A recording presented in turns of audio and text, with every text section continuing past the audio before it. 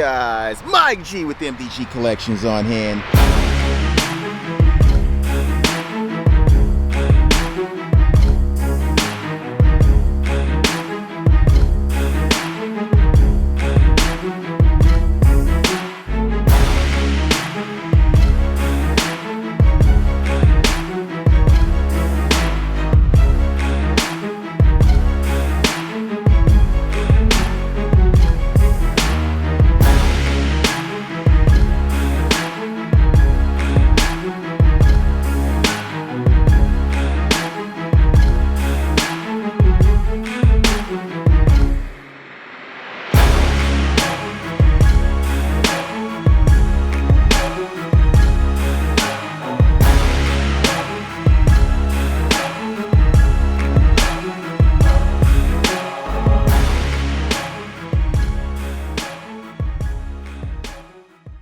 Alright guys, so today will be the 6-month review on my 2020 Dodge Charger Daytona Hellcat Widebody.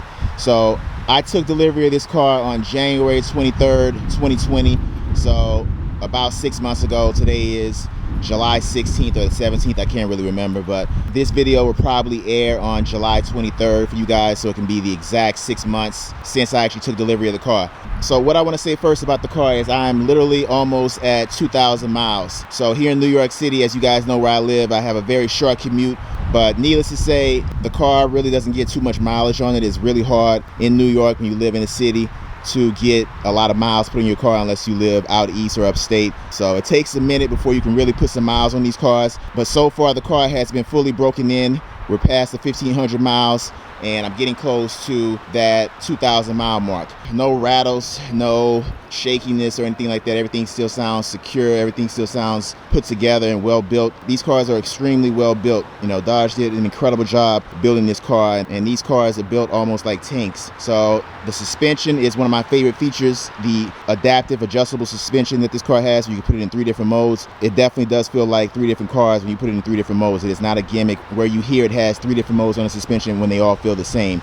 On this car, it's not like that. They definitely all 3 feel different. So when you're in street mode, you got that softness. When you're in sport, it's a little bit more firm, but still a little soft. And then when you go to track, it is extremely harsh, and you can feel every bit of the road. So I've done, I would say, over 20 videos on this car, and if you guys have not seen those videos and this is the first video that you've seen on my channel, go back and check them out. The last video I just did was 0 to 60s, where I got an amazing time even with some spin. Just goes to show you how amazing these cars really are. I've done a lot of videos talking about the different modes and track mode. I did a video on where you can see and experience how this car handles on the track, even though I'm not on the track, I'm on the highway. But overall, the car just commands a great presence. When it's on the road, people know exactly to not get in your way. People respect this car if they do know what these cars are about. Alright, so what we'll do is I'll pop the hood and let you guys see what the engine bay looks like. It's still fairly clean. When I detailed the car a few weeks ago, I had them touch up the engine bay, but for the most part it was still nice, but just to get leaves and everything from out of that engine bay. But I'll show you how it looks after 6 months. Alright, so here she is, Genzilla supercharged 6.2 liter Hemi V8, 717 horsepower, 650 pound-feet of torque. You know, so far our engine bay looks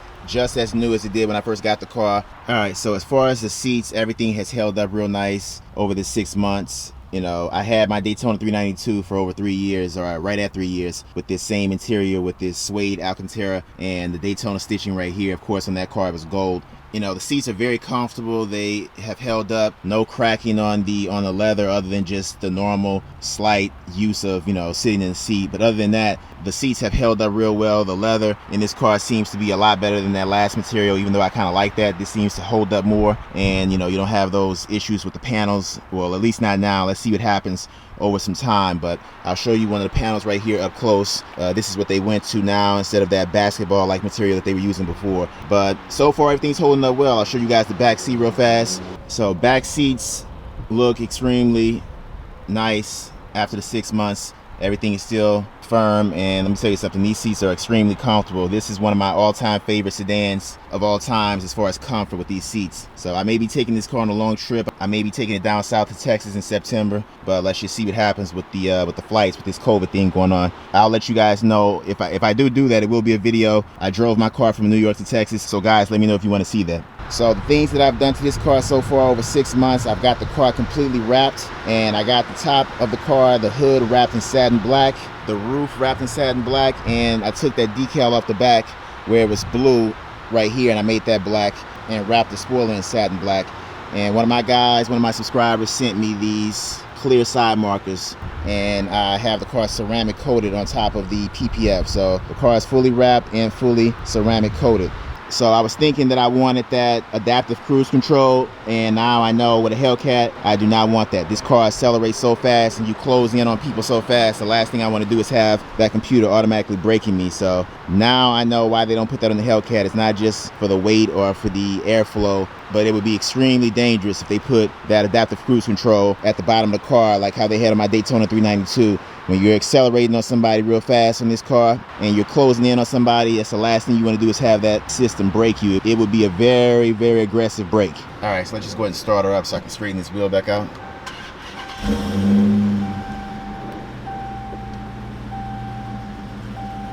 So this Alcantara steering wheel, I didn't think I would be a fan of, but it's actually starting to grow on me, and I actually like it now. So definitely a nice touch when they started this with the Demon to bring this to the Daytona Hellcat. One of the things that I also really like about this car, and I haven't done a video on it, is this new dashboard screen that they have now, and you can go into drive modes from the dashboard like this, and it's just so much nicer how they have it right now. It's configured pretty well. The carbon fiber looks extremely well, and all of the suede on the panels have held up pretty well. So the car is definitely still a baby. As you can see, here's my mileage right here. We're at 1983. And then around back, D-Badge, the Dodge took it off. Didn't really care for how it looked on a white car. And I got the Lux Tint kit that's at home. I got to put that on to tint out these rear tail lamps.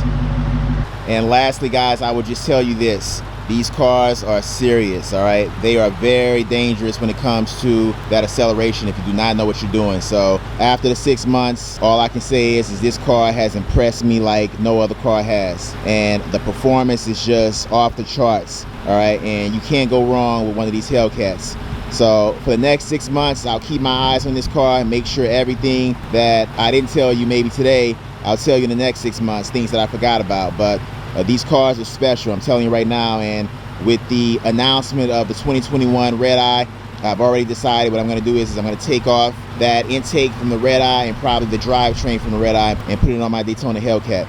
So that supercharger whine that this car has, you know, it's something special just to hear it. So I can only imagine with that Red Eye's intake, this should definitely make that supercharger whine a lot louder. I was thinking about getting an aftermarket intake, but I've decided to not do that. You know, the ones that I've done research on just seem to make the car run a lot hotter, and that's exactly what I'm not trying to do. And you know, that just hurts performance. My next steps after this is to try to get this car dynoed and try to get to the track. You know, I really want to try to get that done. You know, with this pandemic, it has messed up a lot of things, but things are starting to open back up right now, so I could probably get this done. So just stay tuned for that. Let me know in the comment section what you guys want to see as far as maybe a part 2 to 0 to 60s that I did. You guys, check that video out. If you have not seen it, I did it a few days ago, or actually depending on when I actually release this video, will be the time frame from when I did that video till now.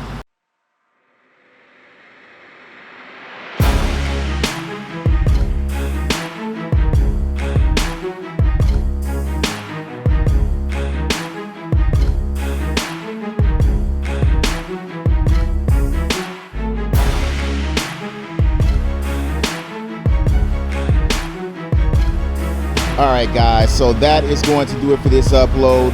Make sure you are subscribed. Make sure you have that bell clicked with all post notifications turned on. And I will see you in the next one.